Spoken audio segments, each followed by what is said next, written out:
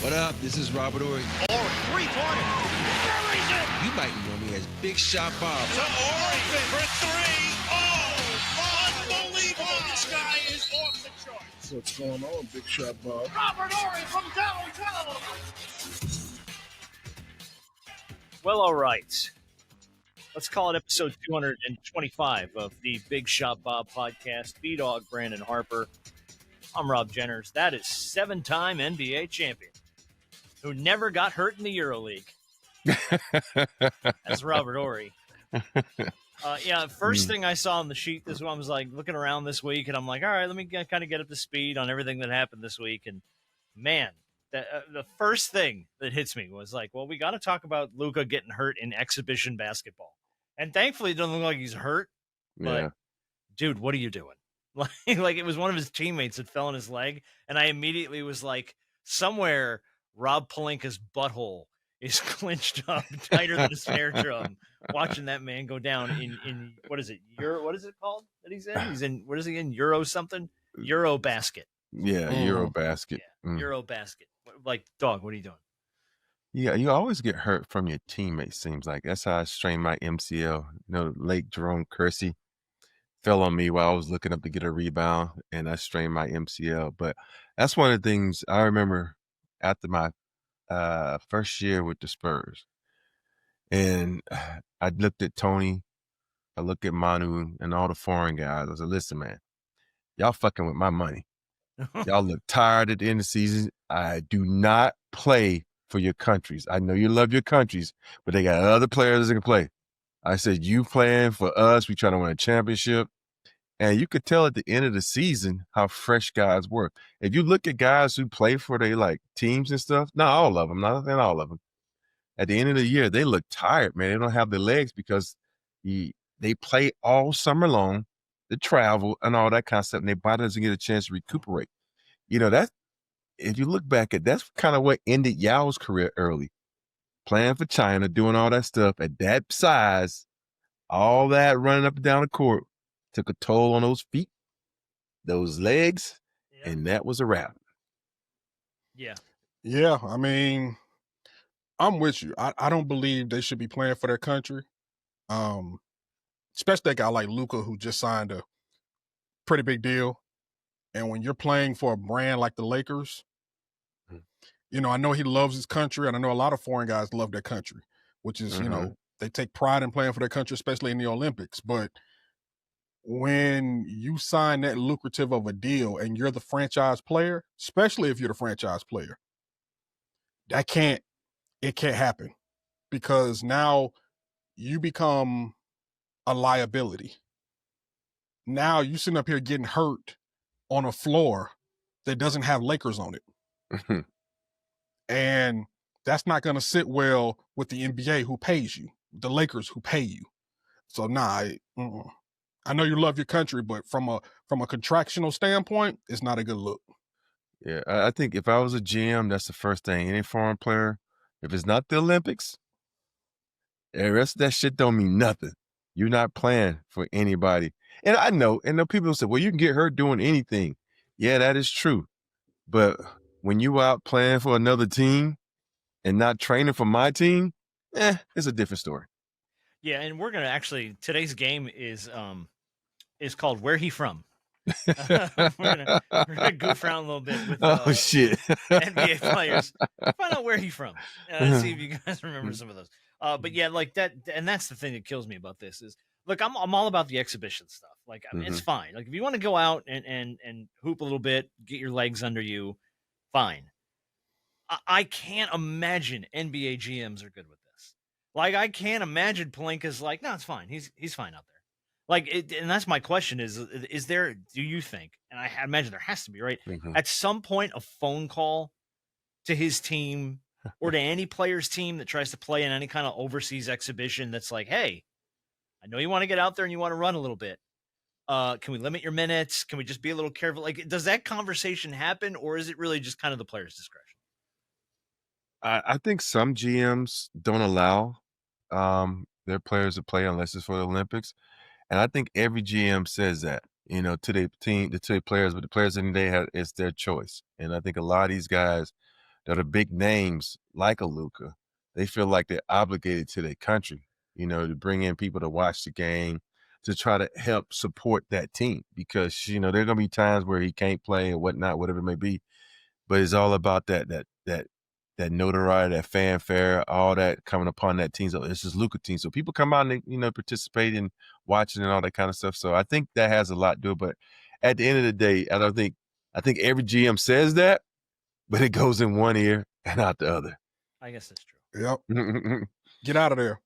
Look, and there needs to be something in their contract where, that's the case. And, for everybody who's sitting up there saying, well, he can get hurt other ways. Yeah, but getting hurt other ways is different than getting hurt in the sport that you play when you're not wearing the franchise's jersey who just signed you to an extension and you're obligated to.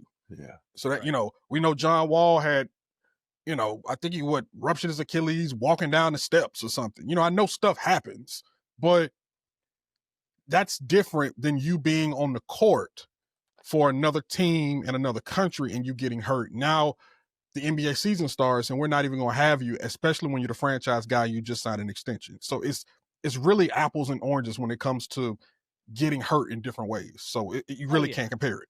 No, yeah, but still, I mean, at some point you got to imagine that conversation has to happen behind the scenes. Hey, he's going to go overseas. He's going to play in Eurobasket. Is he? I don't know if we want that. I don't know how we feel about that. Yeah, because I would love to have seen how well Yao Ming would have did in the NBA if he didn't have to play for his country. You think about it, he was playing year round. As soon as he left the NBA, like seasonal, he had like 2 to 3 weeks, maybe less than that, to get ready for his playing for China. And he's just constantly playing, constantly.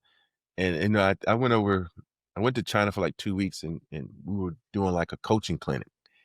And from watching them and the way they coach, meaning China basketball, they don't believe in taking days off. So you think about it, and it's like they don't believe in situational stuff. It's always up, down, up, down, up, down, up, down. And that was one of the things that we were trying to teach them. Like, you don't always have to go up, down every day, the whole practice. You can, schedule it where you do individual skill work, and then you do like maybe a 3-minute situation for game. Like you don't have to, and it was one of those things that they just didn't understand. Like, well, this is a game. They need to get ready for a game. Like, it ain't the same. So yeah. Yeah, I don't know. The whole situation's real weird. I mean, especially when the Lakers are one of the teams, it seems like now that we have the schedule, that are very much in the spotlight. Mm-hmm. NBA schedule was revealed. You got really 4 teams that kind of jumped out of the pack here that are going to be the only teams with over 30 games on national television. Of course, it's the Thunder. And then, of course, you're going to get the Warriors, the Lakers, and the Knicks. So I'm not surprised by it by any shake. I'm a little bit surprised maybe by the Warriors. I guess it's just because of the I don't want to say the dwindling years, but Steph Curry's kind of getting toward the end of his career. And I guess you want to kind of spotlight him as much as you can with the years he's got left. Lakers, I'm not surprised by just because of the Luka stuff and the LA market. And I'm not surprised by the Knicks because of the year the Knicks had. But, when you're really there, I mean, dude, I feel like if you're being spotlighted nationally like that, are all 4 of those teams playoff teams? I mean, I know the Thunder, I think for sure. And I think the Knicks probably, I would be very heavy betting favorite to say the Knicks are a playoff team in the East because the East doesn't really have. Yeah, because you got to think about it. The 2 teams in the East got 2 guys with torn Achilles, so, and I think, the only 2 teams are the Warriors and Lakers that might be, they are playing teams right now. And that's just it, right? Because it's like, we talked a bunch a week or 2 ago about the West. Yeah, so, but I think one team that should have been on there that's not on there is Denver. I don't think we give enough, because you think about what Jokic has done for the last 5 years. He deserves to be on there. And it's one of those things when you look at teams and you look at the NBA schedule and you're like, dude, do we really want to see this team or do you want to? But what I really like the fact is that they're going to put the Thunder out there. Now, everybody around the world can see if SGA is really getting these favorable calls because we know during the season that dude shooting 10 free throws a game for no reason. Yeah. I mean, he can get to the line. That's what he's good at. That's what he's good at, whether you like it or not. And here's the thing. When you really look at it, some guys have a I guess we'll call it a gift to be able to get to the line. And not everybody is afforded that gift or afforded that opportunity. Obviously, when you're a star, you get that benefit as well. But, you know, it could be a little annoying at times to be like, dog, the man barely even whistled at him and y'all called a foul. And it's like, but at the same time, we've seen this plenty of times with players in the past where it can be a little annoying, but some guys get the star treatment.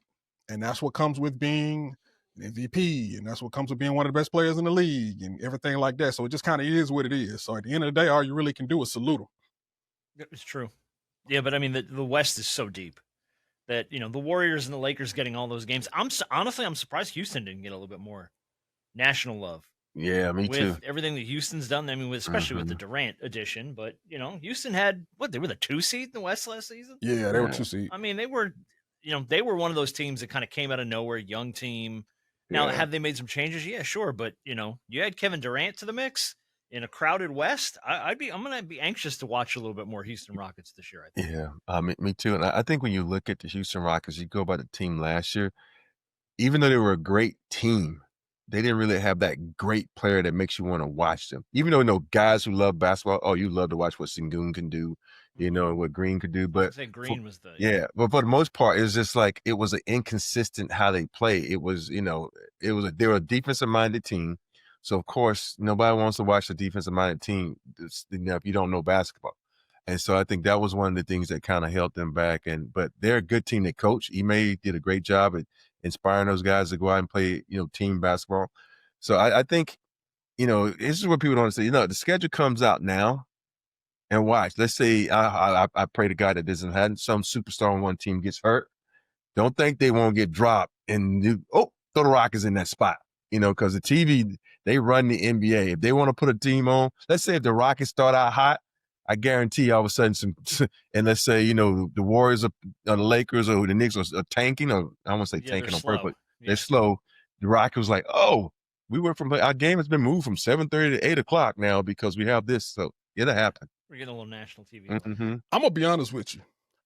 I think there's one team that regardless of what, and I could be completely wrong, but I think the brand itself is big enough to where it happens. And I think there's one team, I think regardless of how slow they start, they won't get bumped out of their primetime slots, and that's the Lakers. Yeah, that's only it's just they're it's LeBron and Luka. Yeah, I don't care how slow they start. You remember when the Lakers, it was a while ago, the Lakers were like really, really struggling, and they were still playing on Christmas Day. Like, the brand itself outweighs a lot of the guys who put the jersey on. And so they're looking like, hey, people either really love the Lakers or they absolutely despise them. But either way, they're watching. So it's hard to kind of move the Lakers out of that spot just because of just who the franchise is and the name on the front of that jersey. I just don't see it happen, regardless of how slow they start. I also don't think you're going to see OKC get bumped a lot. I mean, as the returning champs with the returning MVP, I just think that OKC is probably going to get a lot more national love this year. No, I'm not saying that one of these four get bumped. I'm saying someone else that's supposed to be on the process. Yeah. But when you look at those four, if any of them were going to catch a bump somewhere, it'll probably going to be, I mean, realistically, the Warriors. I say the Warriors. Yeah, I would say the Warriors, because I think the Warriors probably have the shot to probably start off the slowest. And that's just because, I don't know. You know, for me, the Warriors, the shine's still kind of dealing off with the the apple Kuminga situation. Yeah, and the Kuminga stuff. And, I mean, there's a million reasons. Who knows? Draymond might punch somebody in the middle of, of training. Who the hell knows? So, I feel like there's going to be. But, you know who the NBA clearly does not give half a shit about? Who's that? The Philadelphia 76ers. They shouldn't. They loaded them up with back-to-backs. They're like, okay, Embiid doesn't want to play in back-to-backs. Great. You got 16 of them this year. 16 back-to-backs. Total of 32 games. That's 39% of their schedule. Wow. But it is crazy part. Did you see the Lakers schedule at the beginning of the year? No, I haven't looked at it. I didn't go through it. It's a lot. It's like all road games. It's like they try to set them up for greatness down here. So we're going to give you all these home games down the stretch where you can, solidify that record. But man, they got like 8 games on the road to start the season off with. It's something crazy. Right, so Not like the very first week, but like somewhere down like the second or third week. It's crazy. 6 or 8 games. So you got the All first East 4 Coast. are home. Uh-huh. Oh no, those are preseasons. What the hell am I talking about? That's Your first 2 are at home. Then you go on the road to Sacramento. You're back home against the Trailblazers. Then you're at the Timberwolves, at the Grizzlies, versus the Heat, at the Blazers, versus the Spurs. Now here comes your road trip. Yeah. November 6th at the Hawks, November 10th at the Hornets, November 12th at OKC, at the Pacers, at the Bucks. You got the Jazz in LA, and then you go back on the road to play the Jazz again. So yeah, most of November you're on the road. Yeah. Except for one home game against the Jazz. And the only reason I know that is because my schedule to work those games came out. I said, I want all the East Coast games so I can get my ass home before dark. Oh, come on. Hey, you. That's all you care about, man. Get me home before the streetlights come on so I don't get in trouble with my mama. Yeah, but Philly, dude, Philly got loaded up. Let me see. What was the other ones? The Nuggets, the Suns, the Wizards, and the Hornets with the Sixers are locked up with the teams that have the most back-to-backs in the schedule release. 16 back-to-backs for all those teams. I get, and I don't know if I don't know if I've ever really asked you about this. How hard genuinely is a back-to-back? I know you're tired. I know it's tough. Is it like, because it seems like these days, and again, you take it for what it's worth these days, it seems like people would just try to dodge those like, I'll play one night of a back-to-back. I'll play one. Yeah, it's the mindset, man. The only back-to-back is hard is when you got over a 3-hour flight. Like being in Houston, all of a sudden you got a back-to-back, you got to go into Denver. And then when you land in Denver, it's a 2.5-hour flight. Then you got an hour ride to your hotel room. Those are the hard ones. Like if you're going like from Sacramento to Golden State, that's easy, But if you really look at the East Coast has nothing fucking to complain about. If they play on the East Coast team on the back-to-back, that's short. That's a short-ass flight. In case if you're in the Texas or you're in the California Triangle, yeah. But if it depends on also how hard that game was the night before. Yeah. You hoping and praying that you get a slump buster the night before. Slump buster. If you get a slump buster, you out of the game by the fourth quarter, all your starters are resting, and then you get out of that, and you can rest up. Yeah. Yeah, but if you're in 2 dogfights. Yeah. That's the hard part. And I think also it is the hard part is when you go from playing a really good team. Let's say you playing the Warriors, and then the next game is against the Utah Jazz. Who's like, okay, how do you mentally get ready for it? You just went off a dogfight, and now you got to get up for this team that you really don't have any respect for, that you should just beat in your sleep. So it's the mindset is the hardest thing to get right. But see, those are the games when you start talking about teams that quote unquote you don't have the most respect for. Those are the games that end up creeping up on you later down the line. Oh, yeah. Mm-hmm. Because now you took this team for granted so early, now realizing that, hey, with this gauntlet that is the Western Conference, anybody can be beat. These are grown men, and they got pride. Sure. However, when you're not beating the teams that you're supposed to beat, that stuff adds up in the end, and you start looking at down your schedule like, dang, we didn't take this team seriously, and they surprised us. We didn't take this team seriously. So it may not look like anything in the beginning until it's time for seeding and playoff time, and you were 2 games out from actually making it into the playoffs, and now you're in the play-in because you're 2 games or 3 games back, and you look back at your schedule, and you took 2 or 3 games for granted for teams that you really didn't respect. So teams got to be careful with that. That's all I got to say. Hey, we talk about it every year on our show with the Lakers. They always end up losing someone they shouldn't lose to. And sometimes what you didn't mention, B, is it's about a matchup thing.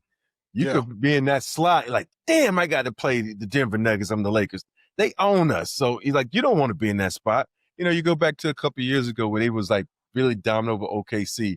And everybody's like, no, we're going to play Denver. No, dude, lose that game and take that chance. And play the OKC.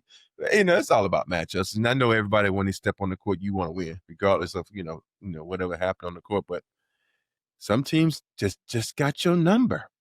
Yeah. Yeah, and I mean, the back-to-back doesn't make it a lot easier, too. If you're going to face a team that you just, But I mean, that's what they're playing for. You have a finite time to fit your schedule in. Yeah. And you know, coming into each season that everybody's gonna have back-to-backs. You know, it's tough. Yeah. But I think, hey, this is one of the reasons why you get paid what you do. Hey, I was just about to say that, but here's the crazy part. Guys getting paid, so much money, but shit, they still complain. Man, why you gotta play back-to-back? Motherfucker, because you making $80 million. That's why. I'm like, you got to pay for that contract some way. And if you didn't play back-to-backs, you know how long this season would be? Oh, crazy. You would not have the time. Think about it. The season officially really ends in June when the finals are over. If you didn't have back-to-backs, this thing would be extended into July and August. Guess what? That cuts into your off-season time. Because guess what? You're back in September. And here's the other thing you forget about. They cut the preseason short and they made the All-Star longer. So what do you want? You keep giving you all these things, but yet I don't want to play back-to-back. All right, we don't have to play back-to-back. We're going to cut your salaries. I bet the motherfuckers be like, no, we're going to play back-to-backs. No, we're good. Yeah. We're going to cut into your off-season too. Yeah, and that's just it. I mean, like you said, Harp, you got a finite window here. You got to make it work. But yeah, I find it hysterical that Philly was so anti back-to-back last year. At least Embiid was. And the NBA was like, all right, cool. Here's a whole bunch of them. Have fun. Look, it's not our fault. I mean, it's not our fault that Embiid is a China doll. You know, it's just talked about that plenty. Yeah. Like, bro, you're an unhealthy individual. You're fragile. So of course you're going to be against back-to-backs. But it just is what it is with you. It's been like that since you were drafted. It's true. It's true. So I got a question for Harper here, and we're going to talk about this in depth for just a second. I was really surprised this week. I was kind of going through some of the betting odds and stuff that were on Bovada. And one of the big bets on the board for Bovada is where will Trae Young land next season? That was one of the big betting. And like the favorites right now, the Magic are plus 250. The Nets are plus 290. I don't see them going to Brooklyn. The Kings are up there, plus 375. The Suns are a front runner, plus 450. And then the Rockets and the Heat. That rounds out your top, 6, 7 teams that are in the hunt for Trae Young. I was stunned to see that. I was very surprised to see that. Do you think Trae is on the move, or do you think he's going to stick it out in Atlanta? Well, it is a little weird that they have not yet offered him the extension. Because I forget the date, but they had a deadline. There was a deadline for this extension. Like I said, I forget what the date is, but I don't understand really what's going on with Onsi and the front office when it comes to, do they not look at Trae as the franchise player moving forward? Because we talked about, I believe we talked about this sometime earlier this year about the betting odds of where Trae could end up. Yeah, it came up, I think, once. And I just don't know. I really just don't know right now. And I'm pretty sure Trae is a little confused as well as the franchise guy. I'm pretty sure he thought that, hey, this extension would have been offered to me by now. And the fact that it hasn't, it's surprising. I have to see this to believe it. The fact that the Hawks are willing to deal Trae Young, because he's not walking out the door. That's not happening.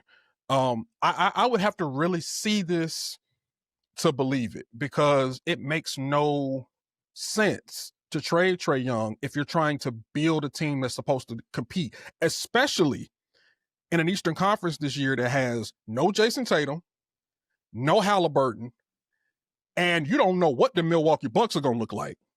So you have 3 premier teams who are all, when healthy, playoff and title contending teams, all in disarray right now. And you're telling me for a season this year and for the future, you don't know what Trae Young's future is in a Hawks jersey is going to be? You'd be hustling backwards. I think that's an issue. I think he does stay in Atlanta, but the fact that they haven't offered it to him yet is a little surprising. So I'm not even sure right now. Rob, do you think the Hawks should continue to build around Trae, or do you think it's time for them to move on from him? You know what? That is the weirdest situation ever, because you look at what Trae does on the court, and he's still hated. You know, there's so many people that they aren't fans of his, and I don't know why. You know, but it's hard to trade someone like Trae Young, not because, it's just teams are afraid of him. because you look at him, he's a liability on defense. He's so little, and he's a niche player. And so Trae Young is the type of player where you have to put him around, like, let's say he's Allen Iverson of this era. You look at what Allen Iverson did for the Sixers. Everybody he had on that team, they were designated for that one specific thing that fit perfect with Allen Iverson. And I think that's what Trae needs, because Trae is just, he's a unique player. And so he needs unique people around him. True. Yeah, I know. It's of all the things to see on Brovada, that's the one that. And he's going to get, and unfortunately for him, and this is why obviously another reason why these guys get paid big money, he is going to be bombarded with that question. Once we start media day and every interview he does, he is going to be bombarded about extension talks. Why haven't the Hawks done this? When do you think you're going to be offered this? So he's going to be sick of this really, really, really, really soon. But he better get ready for it, because it's going to be asked all season long. Yeah. Speaking of stuff that's probably going to catch some heat in the off season here as we get closer to basketball, I noticed Sengun this week decided he was going to call out the Warriors. That kind of made me giggle. He was on a podcast or an interview or something. I don't even know the name of this show. It was a Turkish publication, Socrates Dergi, I guess is what it's called. I have no clue. But he got on there and he started talking about the Warriors, because the Warriors, obviously the team that knocked them out. The Warriors were probably the one team that would have given us the most trouble, and of course we drew them. They're a very experienced team, and they fouled out a lot. In the playoffs, they don't call it, but they were the ones crying the whole series about it. Yeah, they were whining the whole time. That's a foul. They'd complain, and then we wouldn't say anything because that's not what we do. It made me laugh just because I'm like, dude, don't go after the team that had your number. Like have a little bit of don't give them bulletin board material going into the season. It's the last thing. Like, the Warriors were I don't know how to describe the Warriors last year. They were there. They were never like the team that I think anybody was scared of. So I think every team in the NBA cries about fouls, especially in the postseason. So to call out the Warriors for it, I was like, bro, don't light a fire under Draymond Green's ass. That's the last thing he needs. He'll come out swinging. Come on this podcast. Well, we get him on the podcast. We'll find out what he thinks. But but the thing about that is, when you own a team throughout the regular season, and all of a sudden you get in the playoffs and things change, that's a sign of a young team.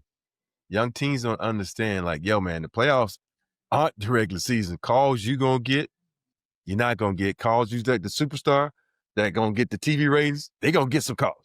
And that's what you got to understand. And we talk about it all the time. We talk about how the fouls are, the discrepancy in fouls.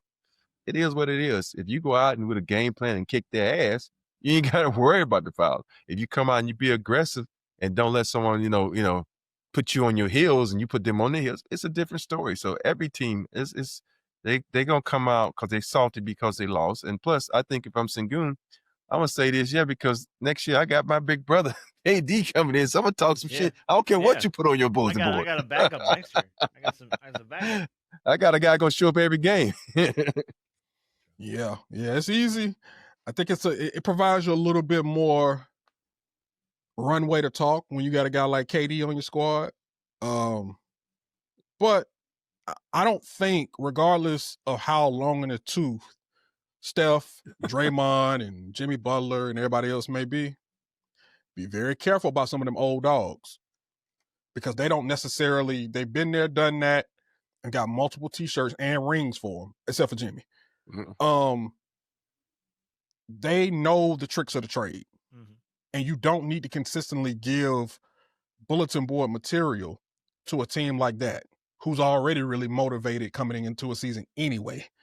So be really, really, really careful about the things that you say. I ain't mad at him talking mess, because that's what you're supposed to do. Say what you want to say. Yeah, I get it. Right. You're in the league too. You're a man. Right. Tread carefully. Just a little bit, because there have been a couple of seasons where the Warriors have really surprised us. Oh, yeah. And, when they got Jimmy Butler, they took off. Yeah, they sure did. They took off with Jimmy. And so now you're going to get a full, full season to see what that looks like. Yeah. Be careful. So that's going to be interesting. Yeah, I'm with you. Just tread carefully. I did want to bring up John Wall retiring. 11 seasons. He came up earlier in the show. 5-time NBA All-Star out of Kentucky. Was the former #1 pick for the Wizards. Played in Washington. He played for the Clippers. He played for the Rockets. He was a 5-time All-Star. Turns 35 next month.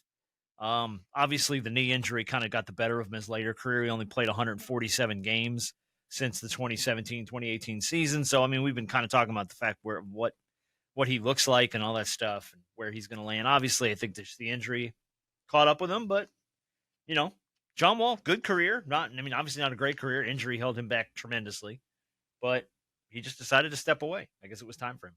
I didn't realize he was only 35. And you think about the way he played. He came in this league on fire, playing extremely well. Him and Bradley Beal had a great combo up there. And all of a sudden, one injury would take you out. You mentioned the injury he got by tearing his Achilles. And I think John Wall was a quick guard, but he wasn't a fast guard. And I think that Achilles tear slowed him down tremendously. Everybody don't come back like a KD and a Kobe, but I think that tear, and I think it was 2 years he was out, right? And 2 years removed from, I think it was a couple. 2 years removed from basketball. And you're a guard, and you think about it. This league is about the guards now, and everybody coming at you 100 miles per hour, and you can't move like you want to. Your mind's telling you something, and your body's saying no. It's rough, man. Yeah. A super talented player. When you start talking about athletic point guards, he kind of fits into that category where, he's one of those scoring guards, those scoring point guards. Could he pass the rock? Yeah, he could.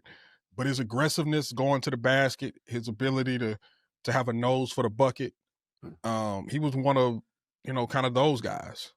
Kind of that combo guard. He could play. He was a point guard, but he could also play the two as well. Athletic, gifted, but injuries. Dude, killed you, man. Attrition. He, a top player out of college, out of a program that has produced a lot of the guys that are kind of still playing today. But obviously him being one of the better players to ever come out of Kentucky, he had a good career. Yeah. Could it have been more? Absolutely. Yeah. But, think about it. He was 5-time All-Star too, so. Yeah. He really 5 All-Star good player. teams. Yeah. Yeah. Good He's player. on that but list for me of guys I would have loved to see had injury not slowed him down. Yeah. Because I feel like, over the last, I don't know, 5 seasons, you could have seen a lot out of John Wall as the way that the league kind of evolved and grew around that type of position. Yeah. And, had injury not held him back, man, he could have had some of his best years. And like you said, Rob, I mean, the Achilles put him down, the knee put him down. It was just too much. It just gets too much. And he only played 11 seasons. And like you said, he missed 2 of them. Yeah. So, tough end to his career. But I wanted to acknowledge it that he decided to step away. And, congrats to him. Hopefully he has a nice life after basketball. Shout out to John Wall, man. Yeah, shout out John Wall. For sure. And then I'm going to get you some audio. We're going to do Big Shot of the Week, and then we're going to play Where He From. Where he from? Lord. Oh, Lord. I thought this was actually really dope. Did you see Rich Eisen's return to SportsCenter this week? Yeah, I saw that. I haven't watched SportsCenter in about 3 weeks. And you know what? I haven't watched SportsCenter, and I can't even tell you how long. Unless it's on in the background here at the radio stations. We have TVs everywhere. I've never been like, oh, SportsCenter's on. Like, that's not the way it was. But when Rich Eisen hosted it with Stuart Scott, and it was the Dan Patrick, Keith Olbermann days of the 90s, SportsCenter was destination television.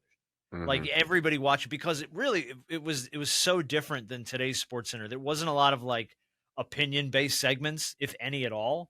It was just like, here's a straight hour of highlights from everything around the world. And they had fun with it and they goofed off. I want to play a little bit of Rich Eisen. So they played the old school SportsCenter intro. This came about because ESPN bought NFL Network. Rich Eisen was, if I'm not mistaken, NFL Network's first employee when they launched the network. He was the first guy they hired. And now that ESPN owns NFL Network, there was this road to go, you know what, let's do a throwback night where Rich Eisen comes in and hosts SportsCenter. Well, you can't have Rich Eisen at the desk of SportsCenter without him acknowledging his friend and one of the best to ever do it, who we lost way too young. Stuart Scott. And Rich has a little moment here that I thought was really cool. It has been a blast being here tonight, but listen, we all know there should be someone else right here in this chair next to me. Right there. As he was for my 7 years in the role he referred to as my TV wife. And that's my dear late friend, Stuart Scott, who is indeed looking over my shoulder tonight. I frequently think of Stuart a lot and what he might think of the sports headlines of the day, like, say, Bill Belichick being the head football coach at his beloved school. We used to host SportsCenters after LeBron's high school games. So what would Stuart think of James still playing at age 40 with 40,000 points?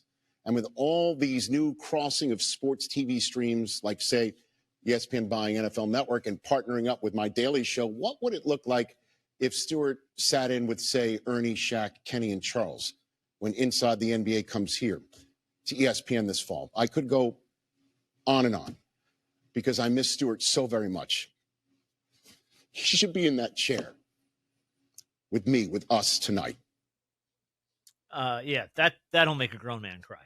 Mm-hmm. Like, that is, Really? and genuinely, I mean, I think of all of the old school ESPN guys, man, Stewart was like one of my all-time favorites.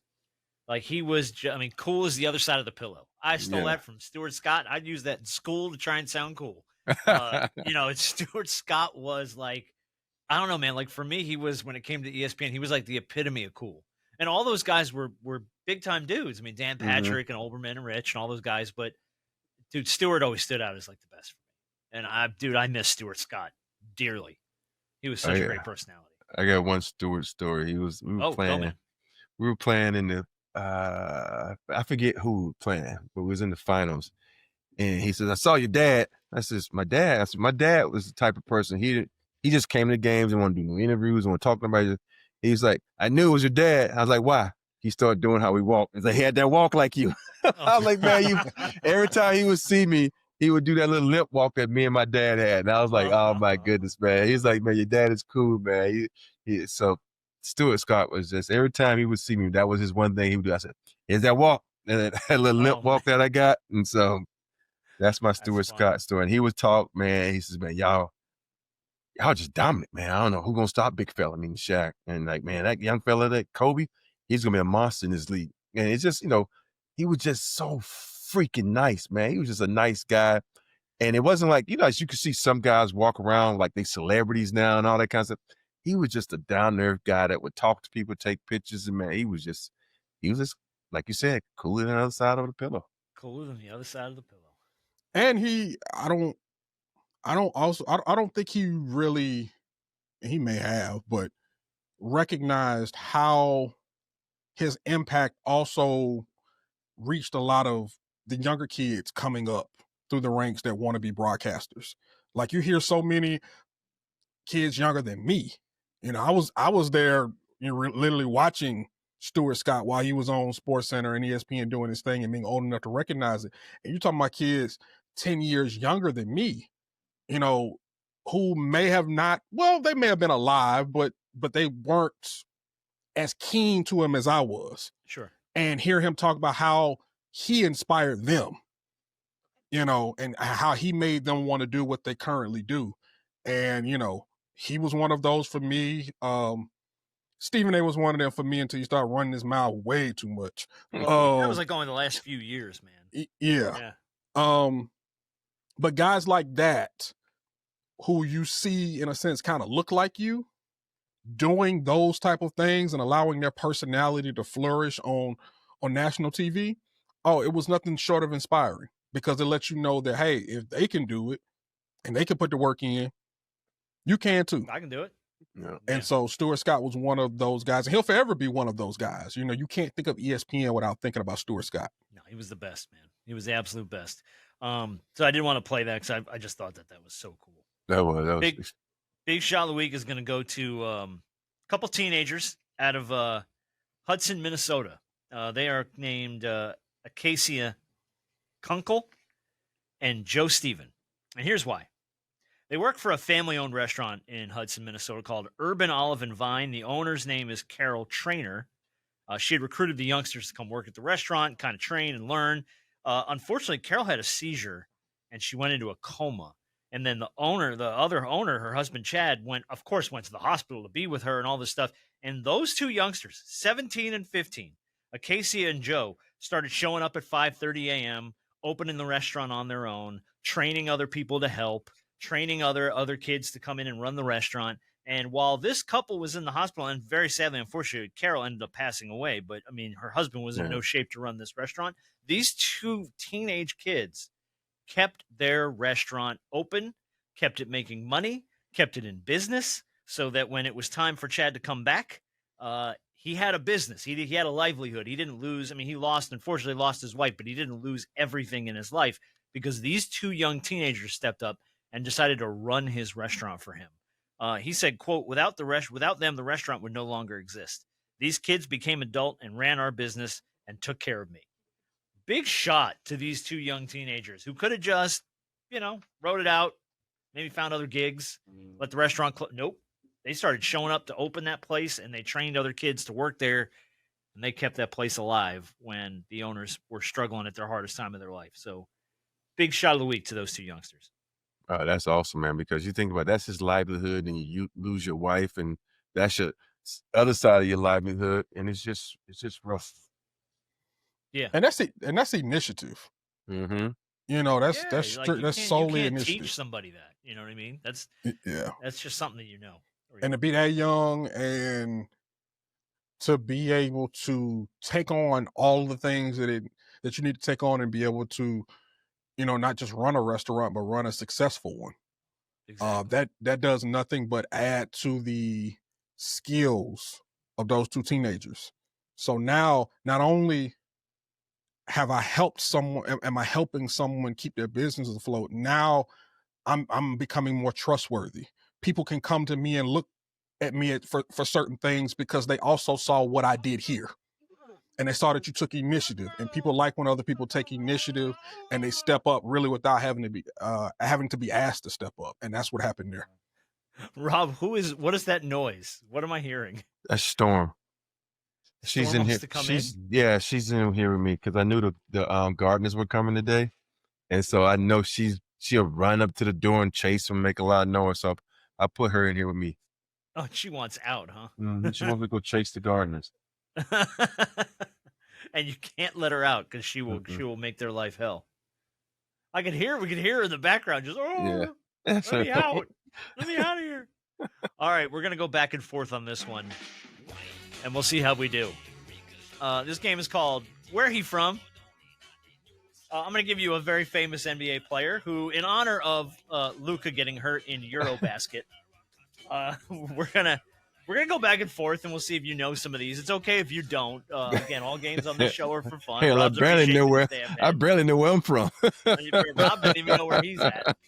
I'm just curious to see if you can get some of these because I think a lot of these guys Rob played with. We're going to start with Robert Horry. Number 1, 2-time NBA champion, league MVP, widely considered one of the best centers ever. Rob, where's Hakeem Olajuwon from? From Nigeria? He is from Nigeria. Very nice. Give that man a bell. Very good. All right, Harper. League MVP, dominant center for Philadelphia. Where is Joel Embiid from? Joel Embiid is from Cameroon. Absolutely correct. Give that man a bell. Very nice. Okay. Started easy. We're gonna descend quickly. Rob, legendary shot blocker, 4-time Defensive Player of the Year. We sadly lost him recently. Where's Dikembe Mutombo from? Africa. Well, dang. That's a broad answer, and I give you credit for it. Just Africa. Oh, jeez. Oh, God bless you. Dikembe is, ain't he from the Congo? He is from the Congo. He's from the Congo. Very Yep. good. Very good. That man a bell. Yeah. All right, Harper. Elite rebounder, defensive anchor for a lot of the squads that he has played for. Where is Steven Adams from? I was gonna say Atlantis because he Aquaman. He pretty much is. Yeah, you're not wrong. But since that's not a real place, Correct. I don't know. Is he from Serbia? He's not from Serbia. Rob, do you have a guess on where Steven Adams is from? Is he from like Sydney, Australia? You're so close. He's a Kiwi. He's from New Zealand. New Oh, Zealand. New Zealand. Yeah. New Zealand. So that's Okay, I remember now. All right. Yeah. I knew he was somewhere around in that region. You're right, though. You were in the general vicinity. It was better than Africa. You know? So, give you credit at least on that. All right, Rob. San Antonio Spurs legend. 4-time NBA champion, Hall of Famer. Where's your boy Manu Ginobili from? What part of Argentina he's from? Oh, there you go. You got it. Argentina. Yeah, he's from Argentina. Good job. I'll take that. That's cool. All right. Harper. All-star. Former Rookie of the Year. Played a lot of different places. Where's your boy Ben Simmons from? It's one of two places.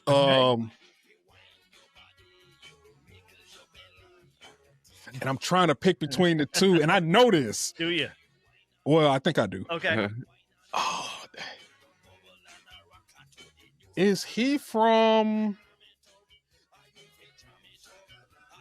If this is wrong, I'm gonna kick myself because it's the other answer. Okay. But is he from Australia? He is from Australia. Yes. Very It was good. either Australia or Canada. I couldn't good. remember. No, it wasn't No, Canada. Yeah. Yeah. He's Australian. Very good. Yeah, I thought you it guys was are doing Australia. really good on this. Hey, isn't Australia just as big as Africa? No. Australia is a country of its own. It's also a continent, but it's also its own country. Yeah. Yeah, Africa's Yeah. made up of many nations. We know who failed geography. That would be me. Mhm. Yeah. That's that Alabama education. Coming Hold on now. through That's for you. just me not giving a shit about other places. Okay, good. There you go. Rob's message here: don't fuck with my money if you're from overseas. All right, Rob, NBA champion, elite shot blocker. Where is Serge Ibaka from? Is he from the Congo too? He is also from the Congo. Congo. Very good. Well done, Robert Horry. Man who self-proclaimed doesn't give a shit about other people. He's getting all these right. All right, Harper. Big man known for his rebounding and his defense. Was a brief mainstay here in Atlanta. Where's Clint Capella from? Oh, he's from.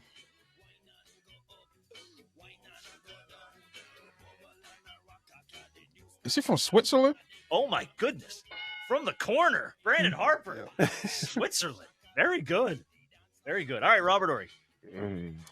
2-time NBA MVP, Hall of Famer. Now hosts a podcast with LeBron James. Where is the man you sent into the boards? Where's Steve Nash from? Oh, this is easy. Ain't he Canadian? He is Canadian. He is Very good, Canadian. Yeah. Some of those general white people, you can just kind of shoot for Canada, and it's like either Canada or Australia, and I feel like you're pretty close. All right, Harper, NBA champion, and all NBA forward. Where's Pascal Siakam from? Oh, dang. Pascal Siakam.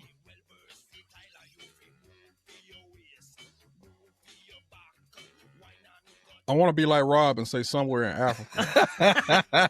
I'll tell you, I'll give you a hint. You're not wrong. Okay. He is from Africa. You might need to hone that Give me the region. I'm going to say I cannot do that because I do not know much about regions of Africa. Oh, okay, true. You have to look at a map for that. Yeah, like I can tell you a lot of African nations. I can't tell you where the flipping hell in Africa they are. He's not from Nigeria, is he? He's not from Nigeria. Rob, any guess on Pascal Siakam? Isn't he from the like Sudan or somewhere like that? No, he's not Sudanese either. No. He's from the same place Joel Embiid is from. I know that was from the same Cameroon. place. I know he was from Cameroon. Cameroon. Okay. That's a no-go for everybody. West Africa. All right, we'll do a few more here. Rob, skilled big man, Hall of Famer. You once told the whole world this man needs to read a newspaper because he don't know. Where's Vlade Divac from? Serbia? He is Serbian. Very He's good. Serbian, Nice yeah. job. Yeah, he is Serbian. Give that man a bell. All right, a couple more quick ones here. Harp, a champion with the Cleveland Cavaliers. Baby daddy to a Kardashian. Where's Tristan Thompson from? He's from Canada. He is from Canada. Very good. Rob was taken aback by that. Rob, I know he was from fuck if I know where Canada. Tristan Thompson's from. I was going to say Canada because he doesn't have an accent. So. Rob's like East LA. I don't know. Where from? All right, Robert Horry, rising Lakers forward. Where's Rui Hachimura from? Japan? He is Japanese. Very good. He's from Japan. Nicely done. All right, last one. Harper, the unicorn, the all-star, former New York Knick, current Atlanta Hawk. Where's Kristaps Porzingis from? Porzingis is from. Is he from Serbia? He is not from Serbia. No, he is. Rob, any guess on Porzingis? Croatian? He's not Croatian either. Is he from Yugoslavia? He is not. If we're just gonna like randomly throw darts at a map, no, he's not from Yugoslavia either. Rob, any last guess here? BFE? Well, I'm gonna say no, but technically you're not wrong. Latvia. Oh, shit, I'll never guess that. Yeah, It's another famous player. There's another player from Latvia. Who else was that? It was another guy who was in the league. Great question that no one knows the answer to. Can we just lump it into Europe? That's all. Really?